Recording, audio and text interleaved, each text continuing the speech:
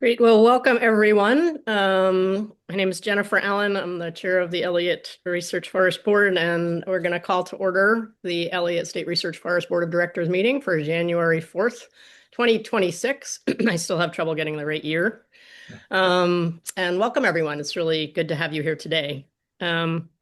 The first thing we are going to do, we're going to have just a roll call of the board of directors. But one thing I want to say first just is to acknowledge a former member of the prospective board of directors, Paul Beck, who sadly left us this past weekend. Paul was a really important part of the whole Elliott effort, and I just want to take this first moment of this board meeting to acknowledge Paul and all the hard work he did to get us where we are. So he is definitely a loss. And then also before roll call, I want to thank Keith for his work chairing this over the last year, Keith. And I give you permission to kick me under the table at any point during this meeting if I screw up what I'm supposed to be doing as board chair. So kick away.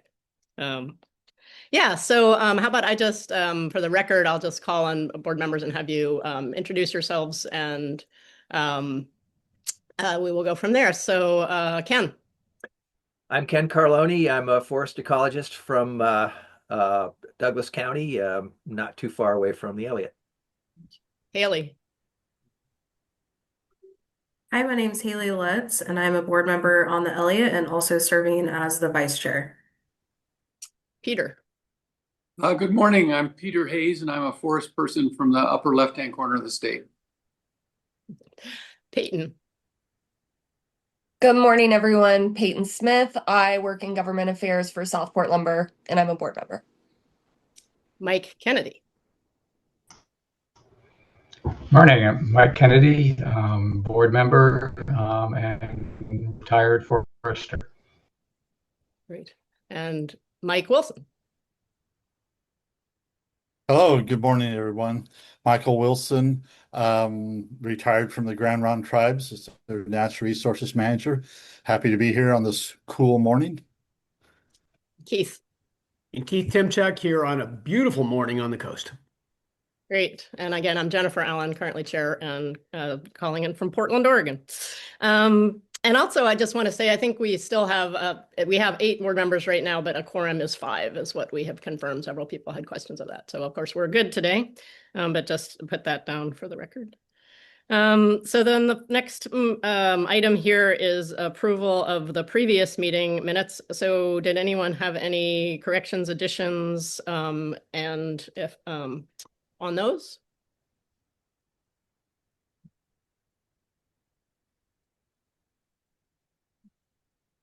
And if not, I think we need a motion to approve those. Move to approve. I'll second. It's Mike Wilson. Okay, we have a motion and a second. If everyone's in agreement, and if anyone opposes that, we will, I think we're good. But let's just all raise our hands and in approval of those minutes. And if anyone disagrees, you can not raise your hand.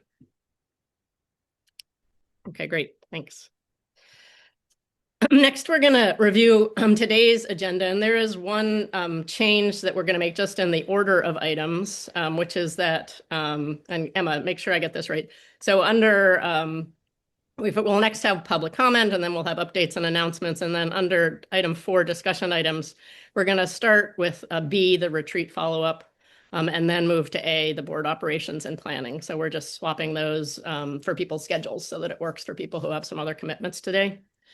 And then we'll go into the biennial operations plan, review of action items and assignments. So yeah, does anyone have any other feedback on today's agenda? And if not, do we have a motion? And did I get that right, Emma? Okay. Do we have a motion to approve today's agenda? I'll make the motion to approve today's agenda. Mike Kennedy. And this is a second from Keith. Great. All right. I think that we will just assume that we're going to go forward with that. All right. Now I believe we can turn to public comment. So do we have anyone here for public comment, Emma? Amy, you can progress to the next slide. Oh, sorry about that. I should have been given. Yep, it looks like Fergus, you have your hand raised. So you can go ahead and get us started. I'll start your timer for 3 minutes and let you know when you're closing in on three. Sound good? Thank you. Can you hear me okay? Yes. Take it away. Good. To tell you that the telephone link is not a valid number. Just as in the last meeting, I prefer to testify by telephone. I've been looking at Dan Newton's report. If you haven't seen it, it should be required reading. It's a daunting analysis of the forest plan, in which he ends up very skeptical that this operation can run at a profit. It was interpreted to be positive, but at $450 a thousand, the forest loses money, and we're not far above that right now. Just to indicate that you're in a tough position, trying to make a profit, trying to break even in a very tough market at best. And in your situation, your hands are tied in so many different ways. You really have no real authority. And there's really nobody running this operation. Certainly nobody with experience in the private sector.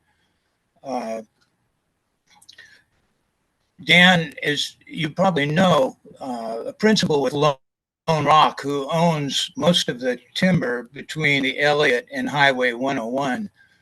And him and Eric Farm, I see in the forest plan that you're to rely to a great deal on contractors for doing your.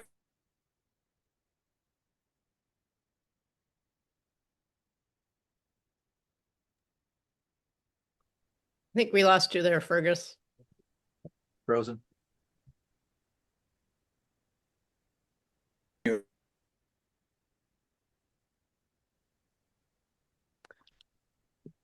Hey, Fergus, I know the connection isn't good for you, so you keep freezing here. One thing I would invite you to do is maybe to also just send us a written record of your comments today. If you have some notes jotted down, if we want, we definitely would want to get them in the.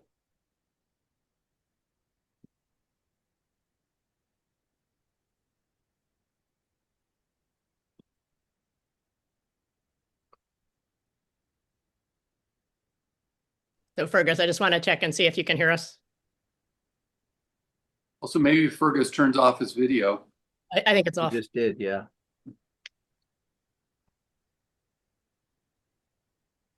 Uh-huh. Fergus, so Emma, I think what we'll do is move on. Are there others who have signed up for public comment? But if Fergus gets a better connection and can let us know that later, I'm happy to bring him back. But I would like, if possible, to get some written comments from him. So let's follow up and make sure he knows that we have that invitation to him and we would like those comments. Is that okay? I will follow up with Fergus. Yes. Any other members of the public that would like to give public comment, just please raise your hand at this time and we'll call on you in the order you raise your hand.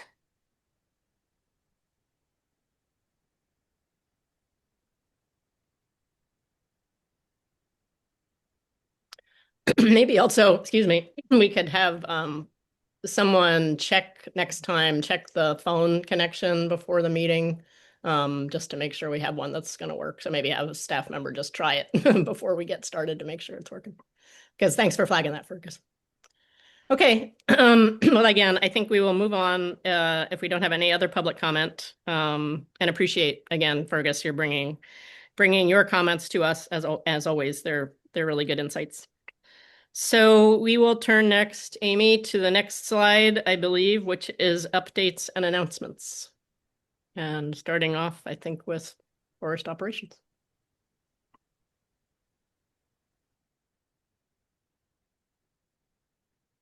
You can go to the next slide and we'll pass it off to Caitlin.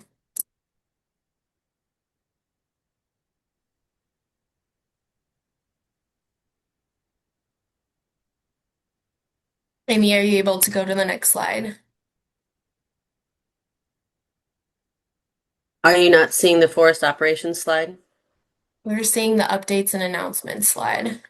I have switched to the next slide on my screen, but Spooky. let me go back and try it again. Not working. Nope, it There works. it is. Okay.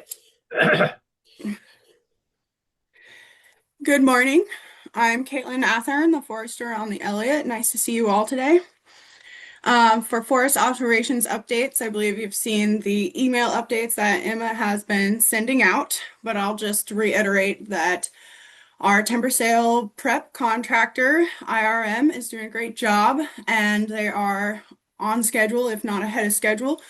They have finished boundary gaps and skips for all of the Schofield sale, all 295 acres, and they're currently finishing up individual tree mark in units 2 and 3. First evaluation of their tree mark is looking really good. They're really exercising the variability out there. And some of their technicians have moved on to marking boundary in the next sale, Cougar Prairie. And I've been working on the sale package for Schofield. In response to some questions that came up post our last meeting, there was a little bit of a question about lump sum sales and if we were going to do that, why would we do that? And so I just was going to give you a little update on that. Like we mentioned before, lump sum sales require high accuracy crews and area calculation, and they are paid out all at once as a lump sum when the prospective bidder wins the bid. These are riskier to both the landowner and the purchaser. However, they do have some benefits, being one that you're getting all of the payment at once, and two that administration is a bit easier since you're not paying out as things are coming over scales. You still have to pay attention to that, but it's a little less administration. And we are looking at setting up one of our sales in this biennium as a lump sum sale. It doesn't necessarily mean we'll advertise it as that. We'll see how things are going as we get to knife mill. Knife mill sale is mostly intensive treatments. Therefore, it is very simple.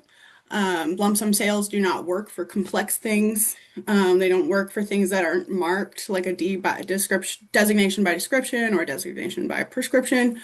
But they work better for simple, straightforward things like an intensive treatment. And so for that, we have our contractors set up to do a high quality cruise of the knife mill sale. And we're just setting ourselves up for the potential to offer that as a lump sum. And the reasoning for this is to see how that tool works in our toolbox, because that is an option that we have. So to test it out and see how it works for us would be a good thing to do earlier rather than later. However, if the time is not ripe, we do not have to offer it as a lump sum. So I thought I would just give you that information. And then I guess Keith has a question. Yeah, thanks, Caitlin.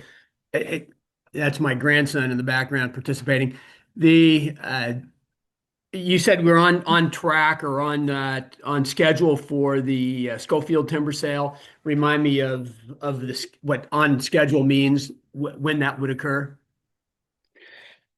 So when we finally got the RFP settled and the contractors on board, it was a little bit later. So they asked to be done by March with Schofield, and they're going to be done with it mostly next week, maybe, depending on the individual tree mark. And the original sales schedule is to try to advertise that in March.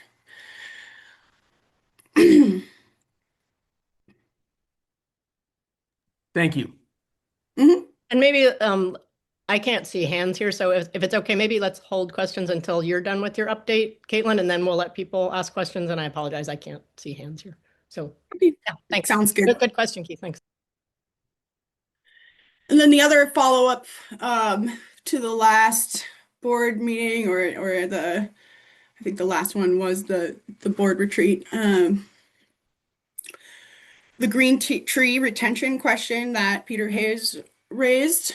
And just to recap, Peter was asking us, he knows that ODF does not do green tree retention to Oregon Forest Practices Act. They go above and beyond.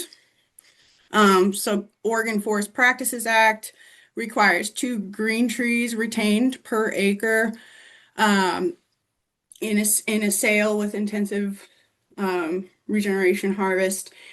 And so, our HCP and FMP points to the Oregon Forest Practices Act. But I gathered a little bit more information on that, just to get an idea of what other landowners are doing out there. And it is something that is set forth in their forest management plans, and so ODF's forest management plans and ODF's operations plans is where they specify how many green trees per acre they're retaining, and the arrangement of those and what can count. Oregon Forest Practices Act is trees that are 11-inch or larger, and 50% or more have to be conifer.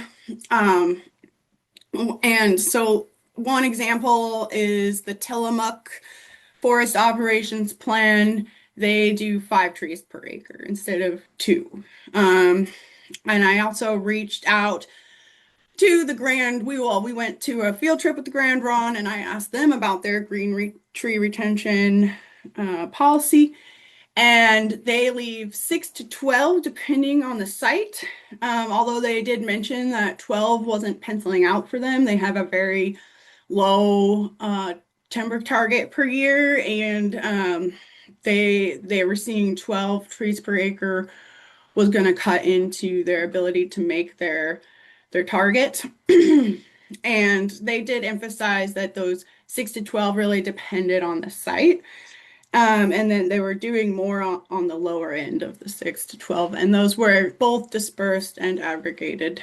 I spoke with Eric Farm about what private industry usually does, and private industry does the minimum most of the time, and they usually aggregate it. So that's why you see full regeneration harvest with no trees out in the middle. Their green tree retention is usually aggregated in the corner somewhere. And then I talked to a Washington DNR friend of mine, and she said that their retention requirements are 8 to 10 trees per acre, but they usually leave 12 to account for blowdown. They leave a mix of dispersed and aggregated. And Eric Farm did clear for me that Oregon Forest Practices Act, and I looked at this in the act as well, they count trees post-harvest, and if they fall down, it still counts. So just to be aware of that.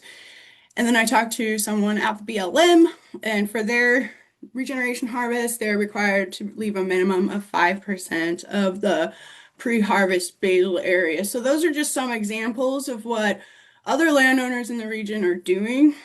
And one other thing to consider when thinking about green tree retention policy is our research aspect. And I've spoke with our research coordinator, who spoke with some of the people at OSU. And there's some danger to deciding to leave more green trees per acre, because it reduces the significance of our comparisons. So if we are comparing an ecological forestry harvest to an intensive harvest and we have a lot of green trees left per acre, it weakens the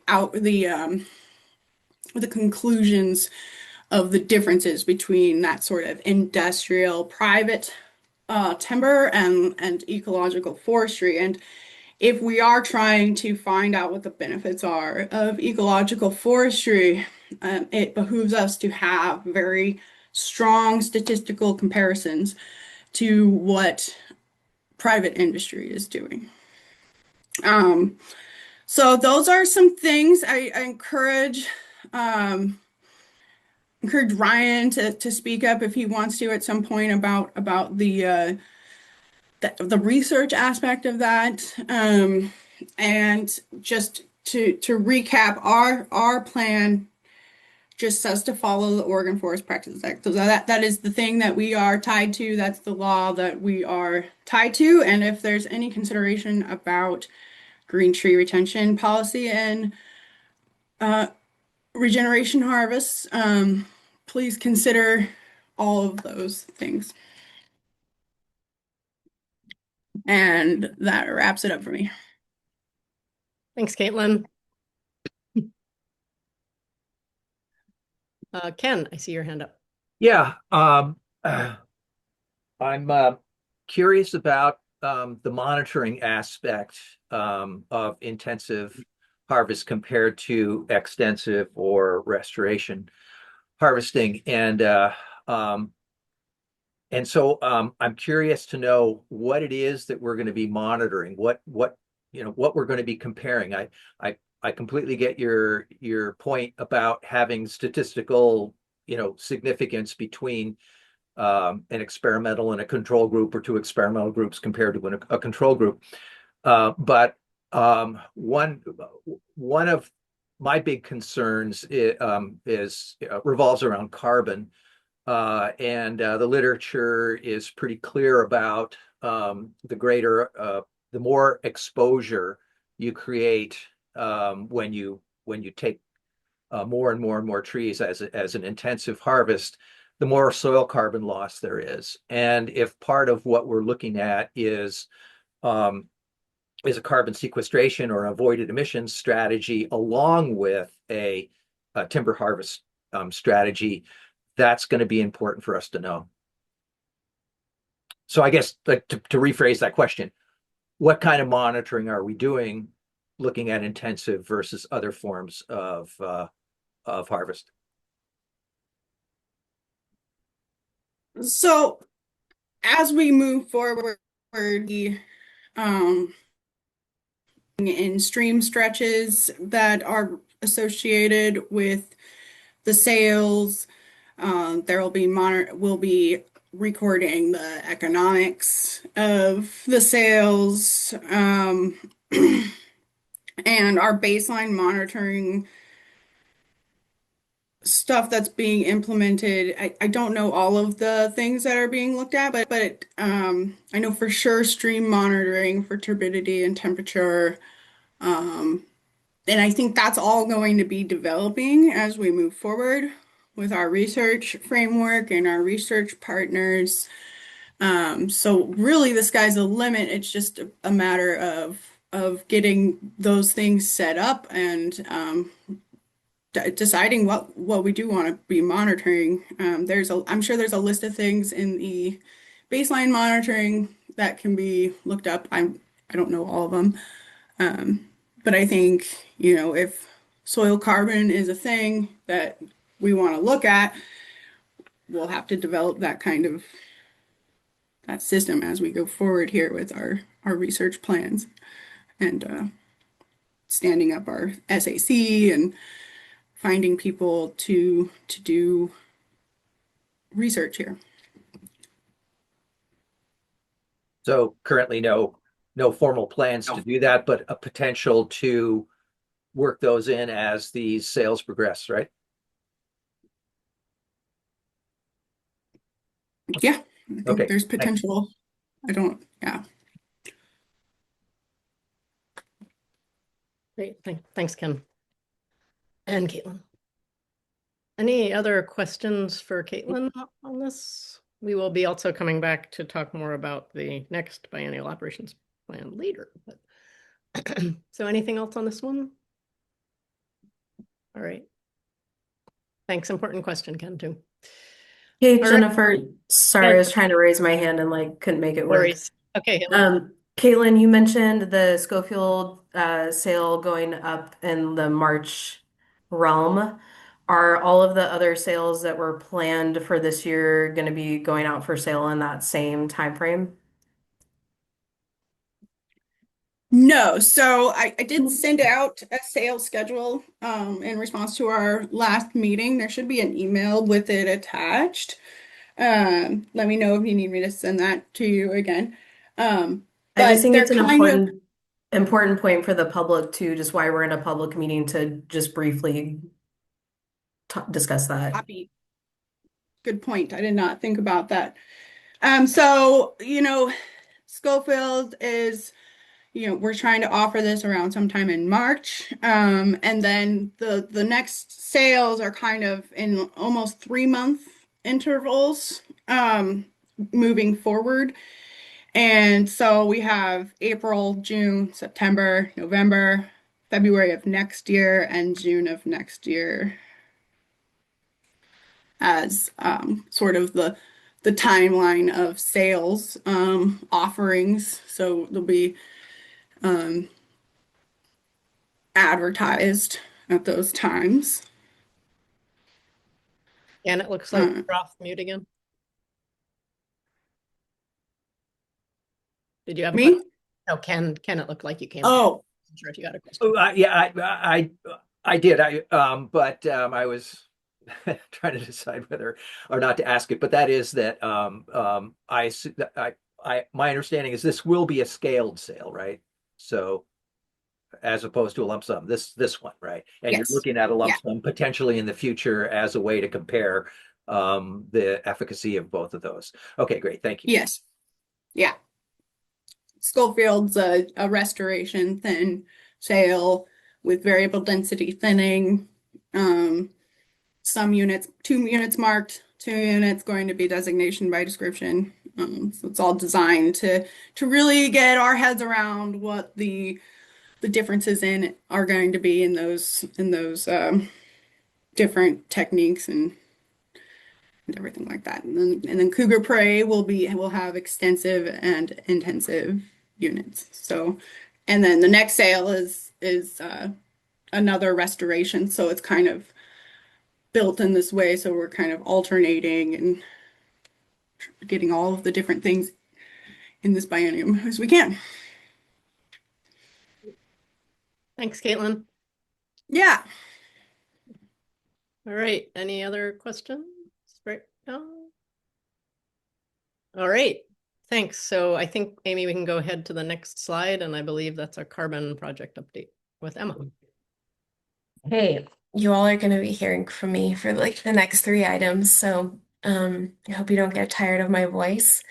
Our update for you on the carbon project is that we are developing a learning plan for you all. How this would look is basically individual discussion items at your board meetings through the remainder of 2026 and into 2027. We've heard from you that you'd like background on the rationale for the Elliott Carbon Project, how it was conceived, where we are, as well as hearing from public entities that have entered into the voluntary market. But I'd also like to hear from you all other items that you'd like to receive learnings on over the next year. In addition to this learning plan development, we also would like to invite you to the February 10th State Land Board meeting. DSL leadership will be reporting out on how we plan to respond to the governor's recent executive orders on climate. And as a component of that presentation, we will be highlighting the Elliott Carbon Project, and we'll likely be hearing from the ANEW project team. So in summary, send me things that you would like to learn about the voluntary carbon market, specifically the Elliott project as it relates to the voluntary market, and then try to attend the February 10th land board meeting. Those are, how do I want to say, streamed online.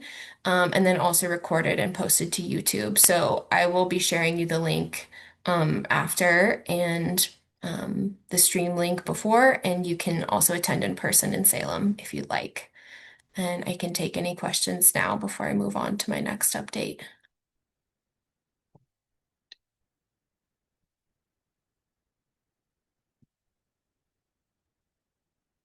Okay.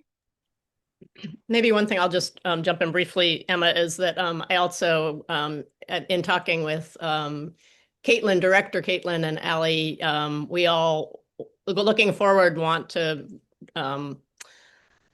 try to make sure that like this board might get that information related to the carbon project, for example, before it might be going to the land board. So this is one of those timing situations in terms of responding to the executive order and really being timely in doing that, that the land board will be briefed in February. But we're also going to be, and we'll talk a little bit later about sort of the planning process for staff and board for the upcoming year, where I'll circle back to this. But I think I recognize that having land board briefed and us not yet having heard from a new is, not optimal, but that we're going forward going to be really trying.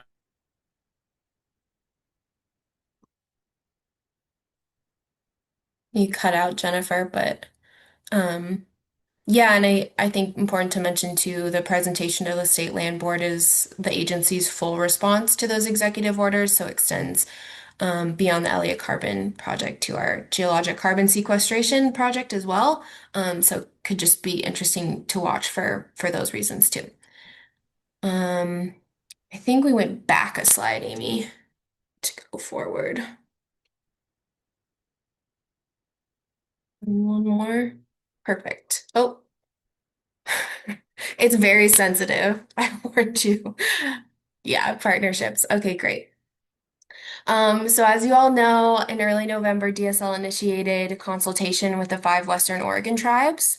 Your board packet includes our template of the letter that we sent to tribal councils for you to review.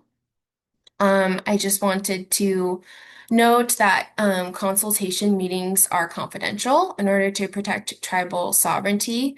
But as consultation progresses, we'll be working with the director's office to understand how those consultation meetings are going, and then convey information to you as is appropriate and timely. And that will mostly come through decision-based information after it's resolved with the tribes. So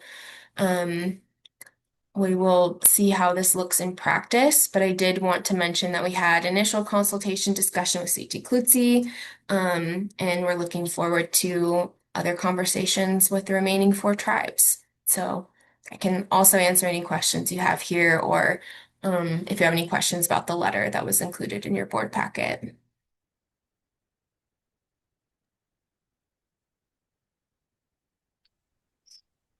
Any questions for Emma on any of the above?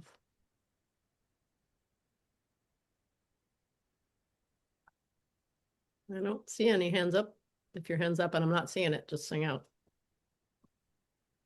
I don't see any hands raised. You guys are being easy on me today. Okay, great. Thanks. I have Oh, wait, just a quick question. Mike, Just Mike. Emma, you were and Caitlin was talking about a field trip out to Grand Ron. That sounds great. So you did that, but you didn't meet with the council. Is that what you're saying? Yeah, I wasn't in attendance for the Grand Round meeting. I was at a carbon conference, so I can't speak to it, but it sounds like it went really well. We did not have a consultation meeting at that time and Okay. did not meet with council. But the staff to staff interaction I hear was really positive. So we'll be circling back with Grand Ron Tribal Council to make sure what we heard from staff aligns with Tribal Council's thoughts. And Darren and Caitlin or anybody, please weigh in or correct me if I misrepresented that.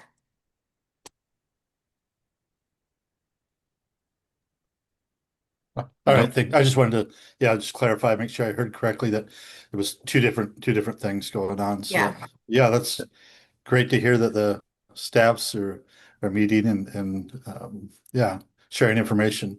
Fantastic. Yeah, and more on that next. Darren, did you have anything? I think you went off mute, but I might have. No, you clarified there that yeah, we had that separate staff field trip that we went on. So that was that was staff to staff, which was separate than what the consultation the director level will have with the tribal council. So yeah, that just clarifying. Great. Thanks.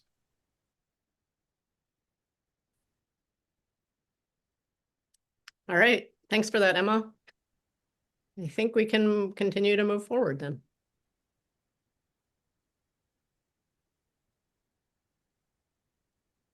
All right. So I don't know if were you gonna go first, Emma, on this with the Indigenous engagement and then Yeah, I'll just keep rolling. It's kind of nice these two roll into each other nicely, but Keith has his hand raised.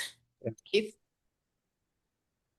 Thank you. Before we move too far away from the discussion on timber sales, and I want to bring this up and make a suggestion. And Darren and Caitlin have heard this from me following the land board meeting where Darren and director level and Chris spoke, and I did as well about the Elliott.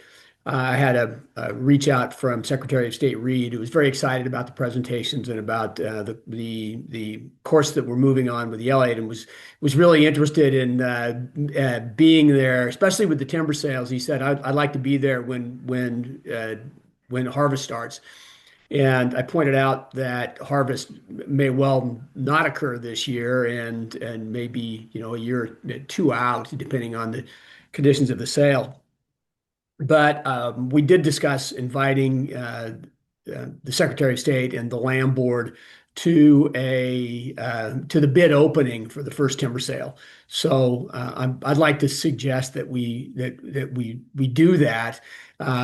He was excited. I've had a series of emails with Director Lovell. She thinks it's a good idea. You can check with her, but the idea, I think it's good politics for us to show to the land board and to the state that we're moving forward as we've promised. And Director Lovell said there'd be some navigation to be had in terms of public meeting law with the land board, and perhaps they all wouldn't show.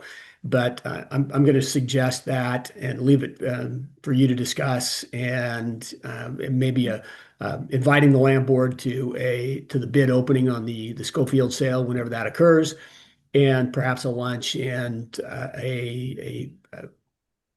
just a brief discussion about how we're moving forward. Thanks.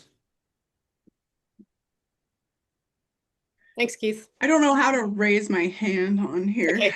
I don't see the button. That's okay. I see your hand. Okay. I forgot that was something I was going to touch on. Thank you, Keith. Great idea. I think one thing to just understand is that the bid opening will not be like an oral auction. The prospective bidders won't be there in person. It'll be a sealed bid. So it'll be just opening envelopes and going through sort of a basic process. One thing that ODF does that we could do is do that bid opening on Teams. And the land board members and board and Elliott board members could attend virtually as an option. Yeah, I just wanted to mention that it's a pretty simple, kind of not very entertaining process when it's not an oral auction. So. I was aware and pointed that out as well, but Okay. So thanks, and for reminding us, but I think it's still a good plan. I believe, and certainly in the optics and the politics of such an offer. Thanks. Yeah, thanks, Keith. And I think your point too about looking for opportunities of things that are going on in the forest across all different kinds of activities, which would be good opportunities to engage, invite, and show the work that's going on is a good one to keep in mind for all of us, right? To look for those places where that kind of thing would be good. But yeah, thanks for that suggestion. Okay. I think we'll turn it back to Emma for Indigenous engagement. Next slide, Amy.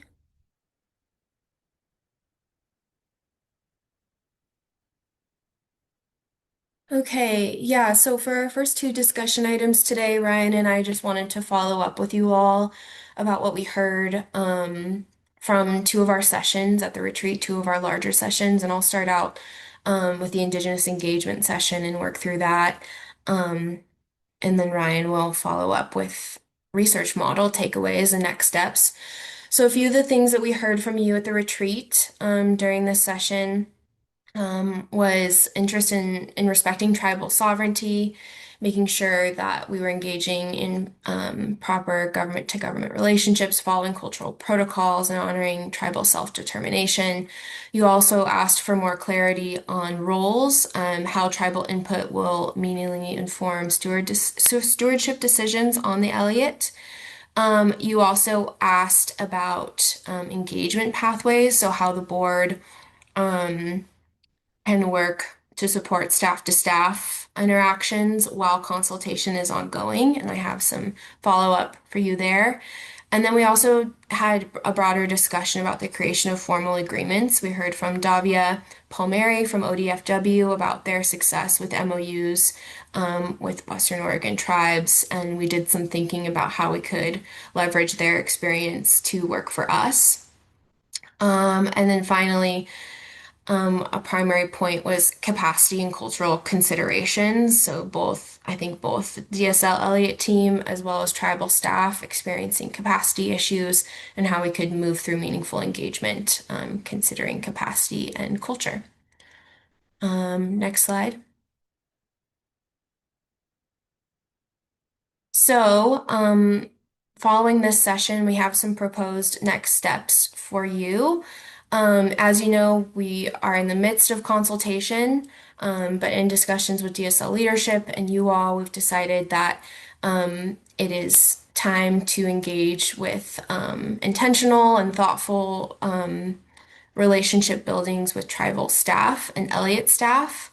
So we are working internally right now to understand what our priorities are for working with individual tribes, understanding our histories, working with each tribe, what the Elliott, how each tribe has engaged with the Elliott historically, maybe some sticking points that we can be aware of going into conversations with tribes, and then understand some of their priorities and rules historically.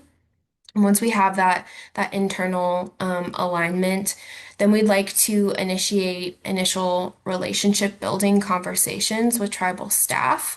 We haven't initiated these conversations yet, but our intent is to reach out over email initially and schedule really what would just be a learning session. So Elliott staff sitting with tribal staff from the 5 Western Oregon tribes to begin, just to hear about what their priorities are in terms of the Elliott. I think in our initial outreach email, we'd like to include an update of where the Elliott stands right now, maybe just a brief overview of the research that we've approved, noting that we have an approved HCP, some other developments over the last year so tribal staff can engage with us where we are now. And then, like I said, our initial meeting would just be us sitting with tribal staff, understanding what their priorities are, how their experience and history has looked with the Elliott and DSL, and then working towards collaborative projects from there. Ultimately, I think with the end goal of an MOU or MOA with each tribe to solidify how our relationship could look, operationalize it. And then I think, a timeline question, how these conversations will unfold, I think is important. And we just want to move at the pace that tribes are comfortable with, understanding that consultation is ongoing, but that relationship building at the staff level can still continue.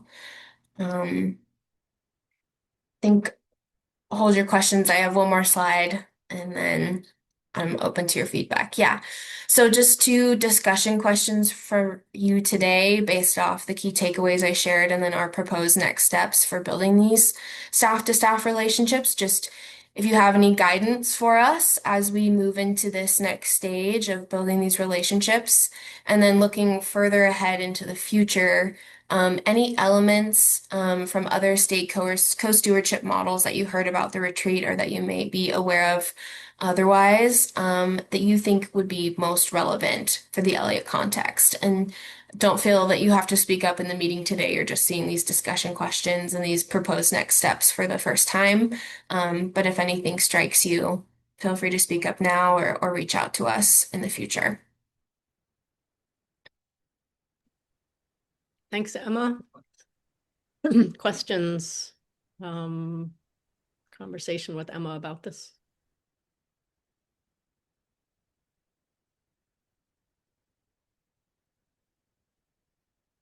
Mike. Yeah, yeah, thank you. I know during our retreat, Director Lovell was talking about the formal consultation process and sounded like she was working hard on it with staff and taking it quite seriously and yeah, so but it's great to see that while that's going on, you're also working on the staff to staff relationship and um, not taking the place of consultation, but also trying to build where you can and respecting where tribes want to do. And I would imagine if a tribe is not comfortable with that, the staff would say, no, you got to go through tribal council first. So getting the feedback from them. But yeah, I was kind of worried that when we were talking about the formal consultation at the retreat and how important that was, and it is, but you were going to wait until that happened. And I'm glad to hear that you're moving forward where you can and looking for those staff to staff and learning from the tribes as you can. So that's good to hear. Thank you. Oh, thanks. Thank you for your support on that, Mike. Yeah, and I think if I can speak on behalf of Ryan and Caitlin and Amy, like we are all really keen to learn from tribal partners, and that is one of the driving forces here. But also respecting their capacity and their desire to engage with us. So.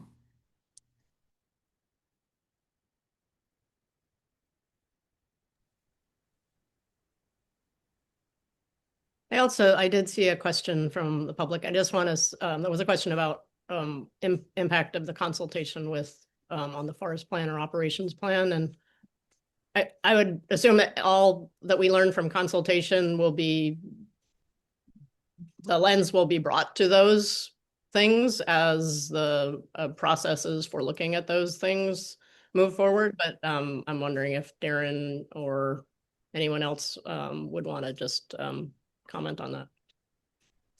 I didn't see that question come through. Was that to you directly? I guess it is. Yeah, but it's yeah, so I think it's a good question about how consultation might be folded into those planning processes. How consultation will be folded into our biennial operations planning process? As we go forward into the planning process as well as like the FMP. And my assumption is that as we're looking at those processes and the frameworks that exist to look at those plans, that what we learn from consultation and decisions that are made would be part of the considerations. And so, yeah, so this is Darren. So this is Darren. I'll jump in real quick and just say that, yeah, I think you nailed that, Jennifer, that would be the intent there, that we would, as the director is having those conversations and as we learn and hear those remarks about those topics, then yes, we would definitely hold those and definitely then incorporate those when it's time to, for example, the biennial operations plan process that we're going to talk about a little bit later about that starting, and then also gathering things for future when it comes time to look at the FMP, the forest management plan, for any potential revisions down the road. We definitely would collect that information and as part of those discussions and input, and then follow up with the tribes again on that. So yeah, I think you nailed that, Jennifer. And all these processes would be taking place under the usual considerations for public information and comment and all that stuff. Great, thank you. All right, any other questions on this one?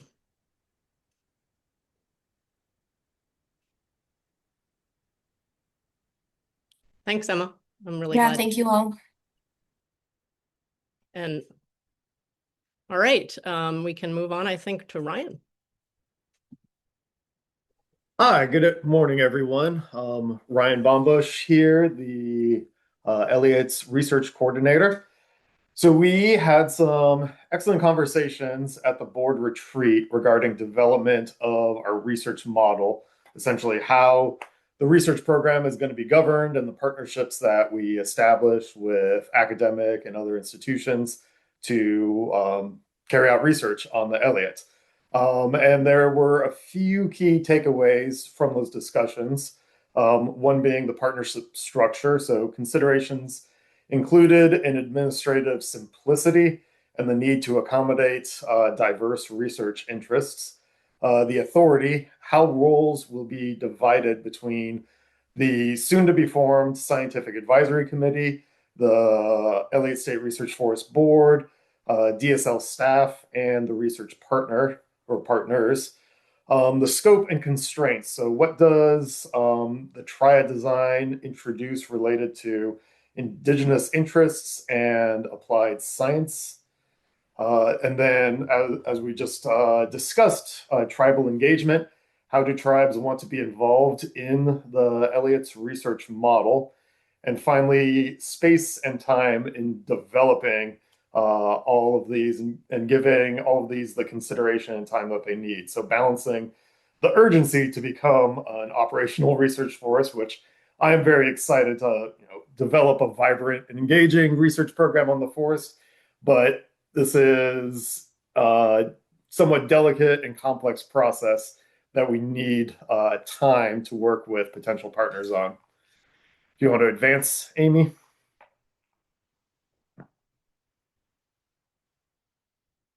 So in discussions with, it first started with Ali Ryan Hansen and then with some other folks, developed this kind of conceptual analogy of what we're trying to do with our research program is to build an office building.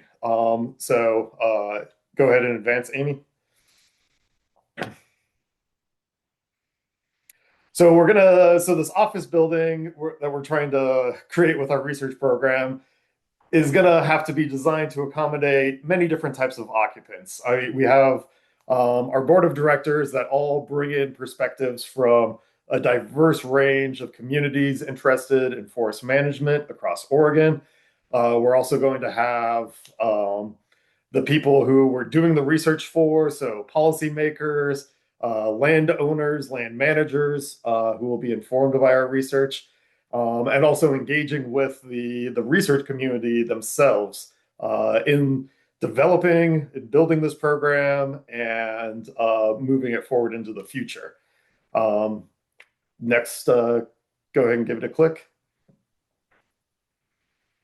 So, and not only are we developing this program to operate now, but the occupants are going to change through time, as with any given office building. We're going to have different stakeholders, different research interests. Some research ideas may get put to rest and settled, whereas other new ideas are going to come up in the future and new ways of collecting data and answering questions are going to develop. So we need this model to be flexible enough to accommodate that. So we went back, go forward two. And then in coming in, I started in this role in October. Everybody else has on staff essentially started last year. The foundation for this office building, this research program, has already been laid in some part with the development and approval of our forest management plan and our habitat conservation plan, which doesn't mean that we can't change the foundation, that we can't tweak it or work within those bounds. But some things would be much more difficult to change going forward than others. So we're trying to build off of the foundation that's already been laid for us. All right, next slide. So looking forward to the process of developing our research model. First thing, we need to clearly define what DSL expects of prospective research partners, what we can offer, and also importantly, what we cannot offer or are not able to offer our research partners. Scan relevant models, so other research forests, other research institutes that we can draw guidance from and how they're structured.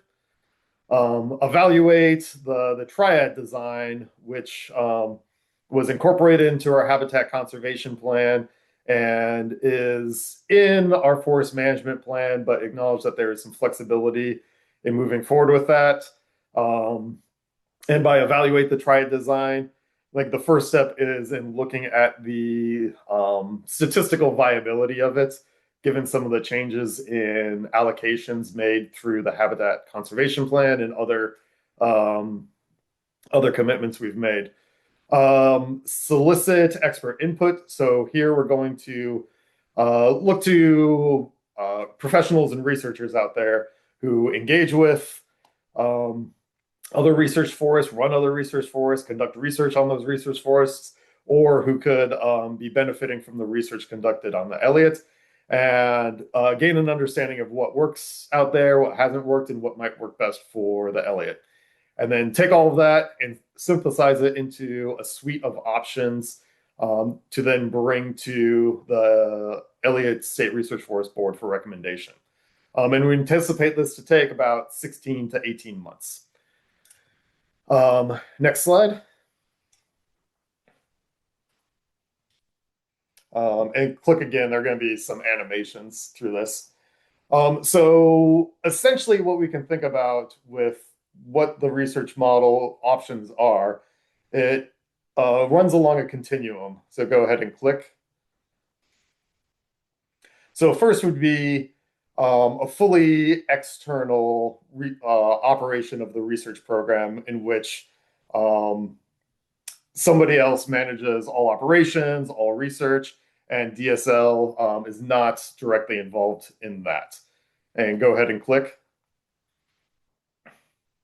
And the opposite end of the spectrum would be a completely internal research program, in which case the Elliott and DSL hires all of our own research staff, develops all of our own research questions, secures all of our own research funding, and we don't necessarily need to work with any external research partners. Now, these are just the bounds on this continuum. I don't see this, and I don't think anybody else sees either of these as truly viable options for the Elliott, nor really many other research forests that are out there.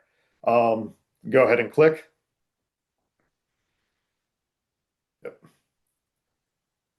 So the original proposal for the ESRF with OSU leaned much more towards the external, in which case OSU was going to be, had developed a research proposal, was going to be guiding operations through that research proposal, and they were going to be handling a lot of the research operations. Not to say that they wouldn't be partnering with other institutions or researchers or bringing outside expertise in, but it would have been a very external process for the research model under that. And go ahead and give it a click. And kind of towards the opposite end of the spectrum, up in Washington, there's the Olympic Experimental State Forest, which is operated by Washington Department of Natural Resources, WDNR. And that is a network of forest plots on the Olympic Peninsula. And that is very internally driven by WDNR to meet WDNR's research needs. That's not to say that they don't have outside researchers come in to conduct research. And they partner with University of Washington on a lot of research projects, and they have a big research project that they're collaborating with them on. But their research program at the OESF is very driven and operated internally by WDNR. And go ahead and give it a click. The H.J. Andrews Experimental Forest is kind of more towards the middle. It's a strong partnership between U.S. Forest Service and OSU. Lots of other collaborators come in, and some amazing research has been done up there in the Cascades, north of Springfield, Eugene, or upslope. And then one more click. And another example would be the Starkey Experimental Forest and Range out in Eastern Oregon. This is a U.S. Forest Service research site.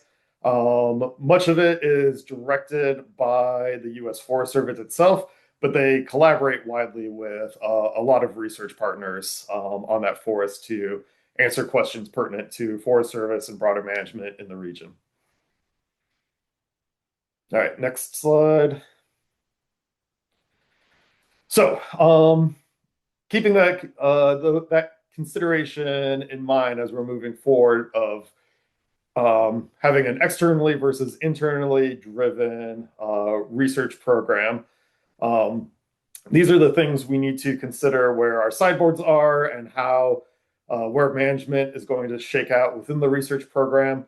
So governance, authority, and structure, research approval, workflows, the funding structure, integration with management out on the ground, data norms, scientific integrity, protections, monitoring it, evaluation, tribal engagement, and amendment and adaptation of the process as we move forward, learn more about the forest, and science progresses. And then with that, any questions or comments from the board would be greatly appreciated. And you all know I'm always available after the board meeting if something comes to mind and you want to reach out.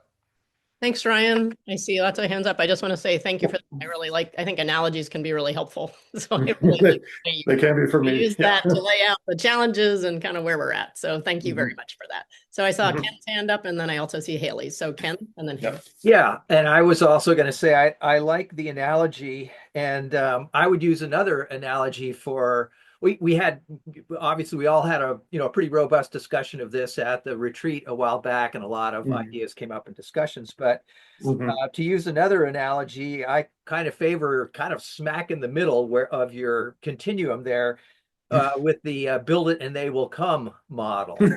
And so I like the fact that you built an office building for people to connect to, right? And so I'm thinking Shutter Creek or whatever becomes the physical nexus for folks to come. And if we create essentially what I was calling a research magnet, so that if researchers from around the region or really around the world that want to do research on the kinds of resources that we have, natural resources that we have, would be attracted to a turnkey type of a situation where here's where the graduate students can hang out. Here's a kitchen down the hall. I mean, just things like that. And to the extent that we can provide some level of capacity for staff to be able to help and guide, that process of folks coming in from around the region, or as I say, even around the nation, around the world, to be able to hit the ground running on a research project that then, as far as, rather than having it being directed from some external entity or directed entirely by us, or some entity built into the Elliott, that it would be a situation where we would then look at grant proposals coming in and say, assuming that people are going to be bringing their own research money in, and say, does this fit our objectives? When we look at, our forest management plan and the other objectives we have, and then we can sort of, prioritize these things. But generally, if somebody's going to be coming with funding in hand from other grant funding sources, or institutional sources, then all it would take for us is some initial infrastructure up front to make research accessible for, as I say, graduate students or other researchers, and also a little bit of incentive of, hey, we've got a staff here, part of whose whose time is to help these researchers plug into the forest and do good research. Yeah, absolutely. I totally agree with you on all that. That's a great vision for what the Elliott can be. I know we're in active consideration of Shutter Creek developments. There's a lot of potential there.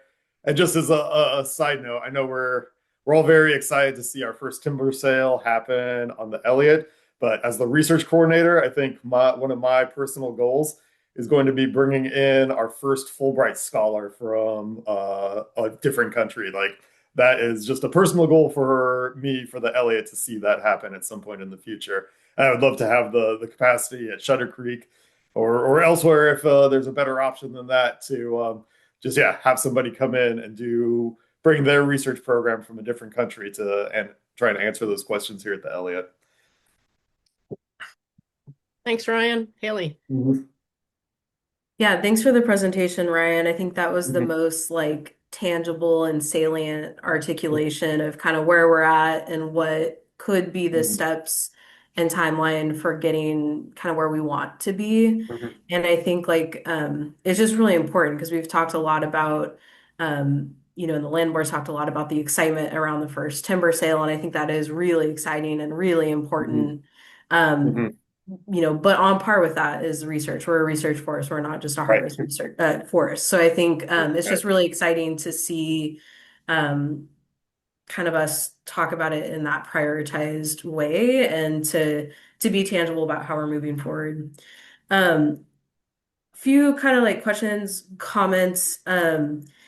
I appreciated your continuum and how you kind of just like placed a few examples of research for us on that continuum. I think that that's something that as a board we've kind of all been talking and kind of grasping at. But I think that one of the kind of powerful principles of the Elliott is really kind of true and meaningful collaboration. And I think one way that looks like to me right now is not reinventing the wheel and really learning from other research forests.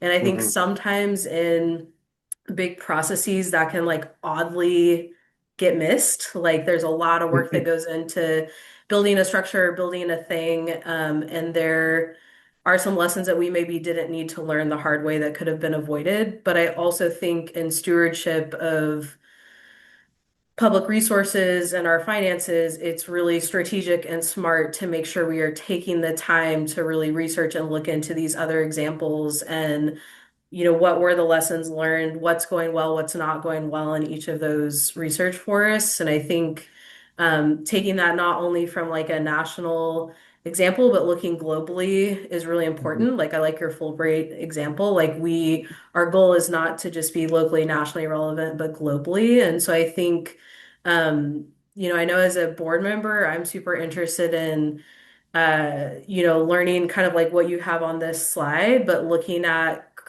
current research forests and giving like a summary of those bullet points that you have there and including kind of that pro con hard lessons learned list for each of those examples, I think is could be really grounding in this process for all involved, but also kind of start that like early engagement with other forests. And I know you've already like that's been a huge priority of yours just in your first days is really kind of reaching out and building that network. So just an acknowledgement of that and an ask to really make sure we take the time to do that. And then my second kind of question comment is um, again, I think you outlined process and I appreciate tagging timelines. It's a long timeline. But I acknowledge there's reasons for that length and we want to do this right. So it's time well spent if it's strategic. Could you talk a little bit about who is involved in this process of like setting up this governance structure and setting up the structure? I think obviously there's going to be an immense amount of work that is staff led, and I'm sure the board is going to be consistently brought along in that and have the opportunity to give feedback and make recommendations along the way. But something we've talked about again, kind of in the spirit of like those collaborative values, is not doing this inside of a vacuum and making sure that we have working groups or whatever that are diverse and multifaceted so that we're, getting a lot of diverse perspectives as we're building the bus. Because often, again, I think that can get missed and people are asking for feedback after years have been invested in building something, then there's not actually a lot of room to shift. And so just wanting to ensure that we don't get ourselves in that situation. So I was just curious if you could touch a little bit about kind of roles and engagement and oversight in this kind of 16 to 18 month process you lined out. Yeah, so that is also something that needs to be developed in coordination with the board and DSL leadership to understand where leadership and the board need to be engaged with as we move forward. And then some of the other people engaged in this process, we want to form at least an interim science advisory committee of people with experience in research forests and the diverse issues that we have to, we know we're going to be dealing with on the Elliott, from forest operations to wildlife and management and fisheries management. Um, so that is more or less who we're planning on engaging with, which is pretty encompassing. But Emma, do you have any other comments on who we're planning on involving in the process and where? I don't think so, other than if you all have ideas of people who have experience with research models, forest research models, or models that would translate into this context, let us know so we can rely on their expertise for this interim committee that we're thinking of developing. And then, I mean, also we would be relying on you all to help shape these alternative models that we'll come up with. But yeah, that's all. Yeah, I Yeah, think and those to, oh, go ahead. just I think also just wanting to make sure it's not just fully scientists and researchers, but you know, that we're having, which you guys have talked about, but just like good tribal engagement. I think it's Mhm. really critical that the timber industry is at this table, the SAC table. I think that's vital in making sure Mhm. that those folks are there, and that also just Jennifer's been really good about articulating this consistently over the years, but like that the social sciences and the economic side are present Mhm. alongside those kind of fish, wildlife, forestry folks. Right, right.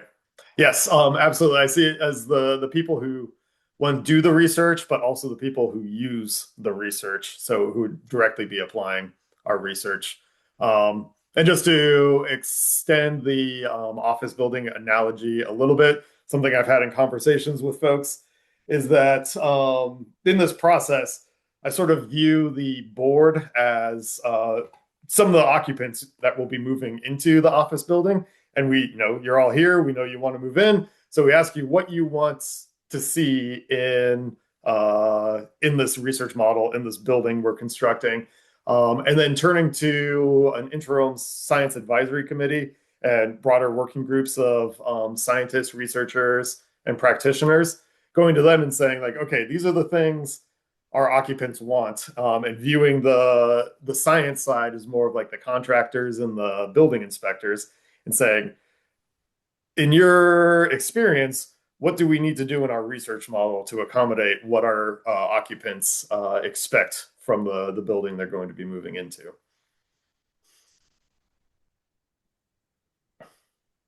That's great. I'll jump in on your analogy as well, and just commenting, we've already talked about sort of the opportunity for interdisciplinary work. And so when I was working a number of years ago on developing a green building on like in an academic environment, one of the important things was to make sure you didn't have what John Gordon referred to as cylinders of excellence, meaning they had really good social scientists over here and they had really good natural scientists over there, but never the twain shall meet. So as we design our building, thinking about ways that there can be interaction as well. So Absolutely. Yeah.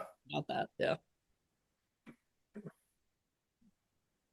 Other comments, questions, discussion about this topic from the board? I want to again thank you, Ryan, for laying it out this way and for the legwork you're doing, and for maybe sending a follow-up to us, prompting us for specific ideas related to perspectives or resources for that interim board would be just, to make sure that we're following up and giving you any thoughts we have would be great.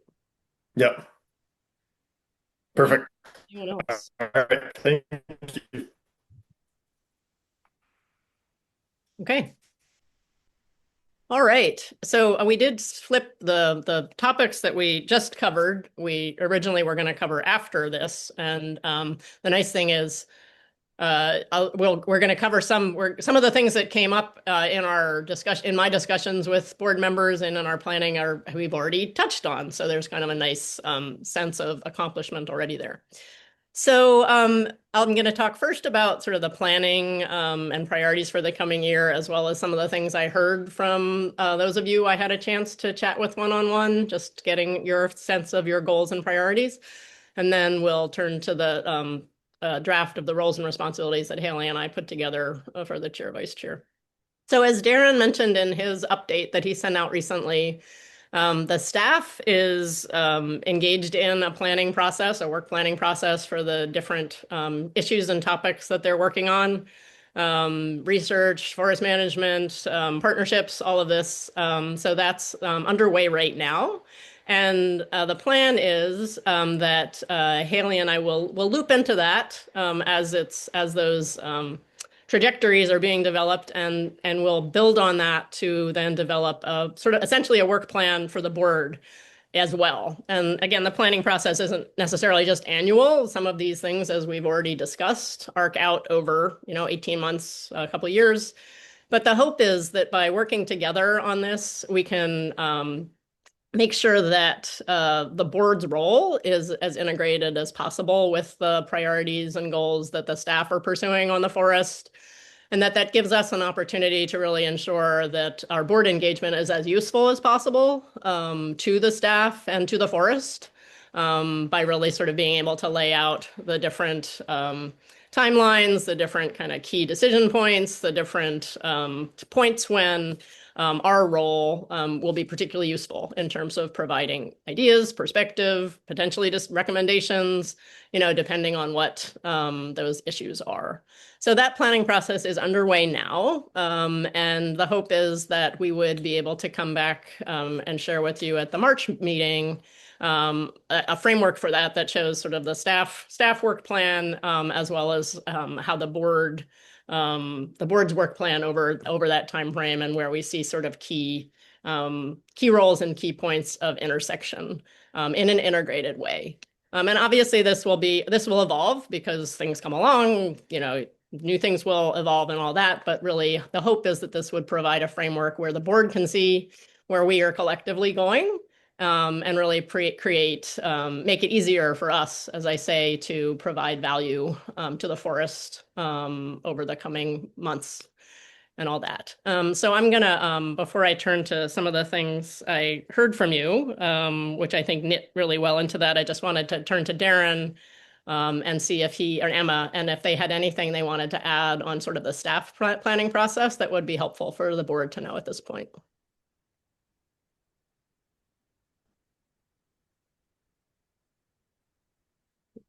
And the answer can be no. I think just knowing that we asked staff to outline their top 10 work items for the year and identify the decision points necessary, any dependencies or fiscal implications of those work items, and then we'll be coming together as a full staff to talk through each of those work items, how they overlap, and then how they can translate into your work plan and sequencing those with your meetings. So you can be prepared to see something in March. But I think Jennifer said all of that. So thanks, Emma. Great.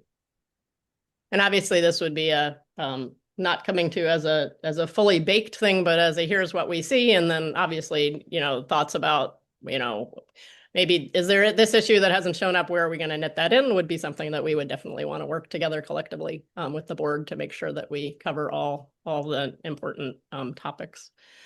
So let me just turn to some of the things I heard, because I think it knits well with that, and then again open it up for more questions. So I did have a chance to talk to most of you one-on-one about your goals for the coming year, issues you wanted to make sure we discussed, as well as your feedback on kind of board meetings and things like that. Keith, I don't think you and I touched base on some other things, but we didn't have a chance to talk through this in detail, so apologies for that.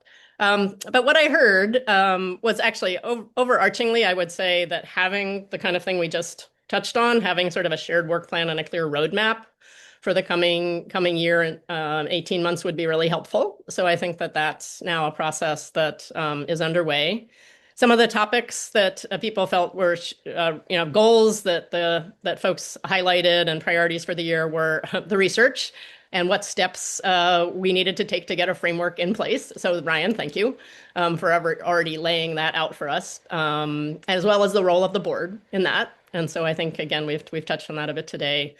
And another priority was understanding better sort of the overarching financial plan for the forest and how the different revenue streams fit in, how it all fits together, what the timeframes are for the different facets.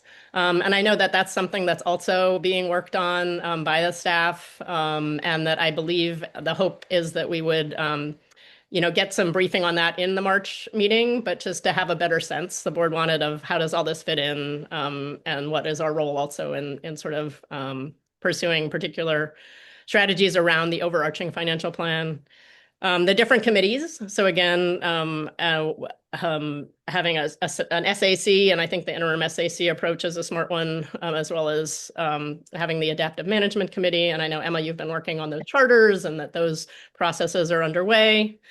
Another is the next biennial operations plan, which we'll be talking about a little bit later.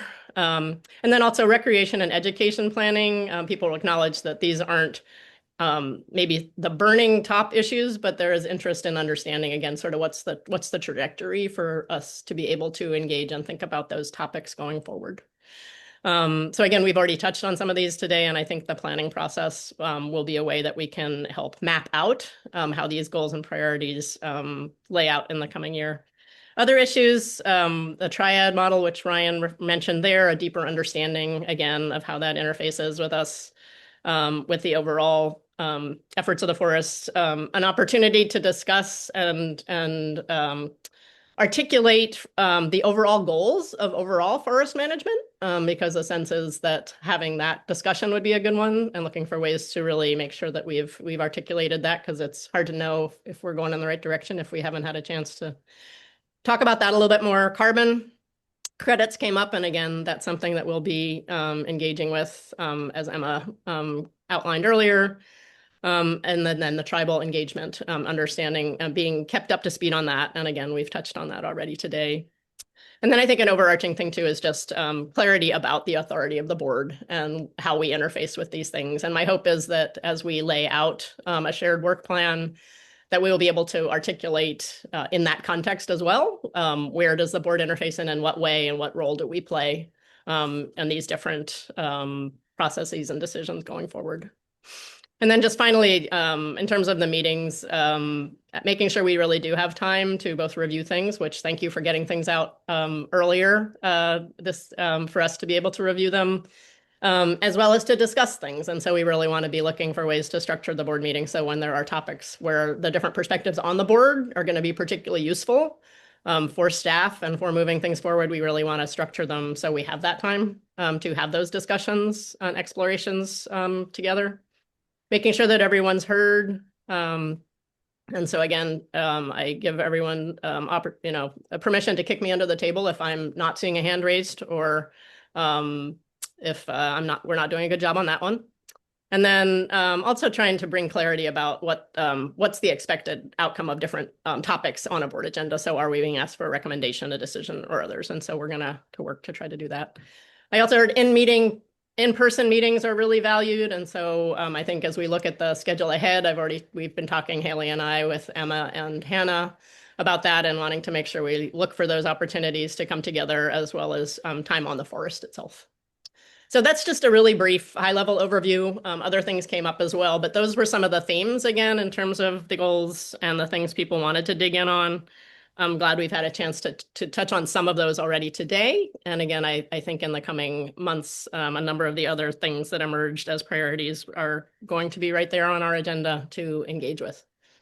So I'm going to pause now, open it up for any comments, questions to me or to Haley about any of this. Yeah, and I just appreciate the time that you were willing to give to just share your thoughts with me one-on-one back in December. Peyton. Jennifer, I think that was a lovely summary, so thank you. And I just wanted to say thank you to you for checking in with each of us board members individually. Everything you recapped seemed really on theme with everything that we talked about. So I'm just excited to kind of dig into this stuff moving forward. Thank you. Thanks, Peyton.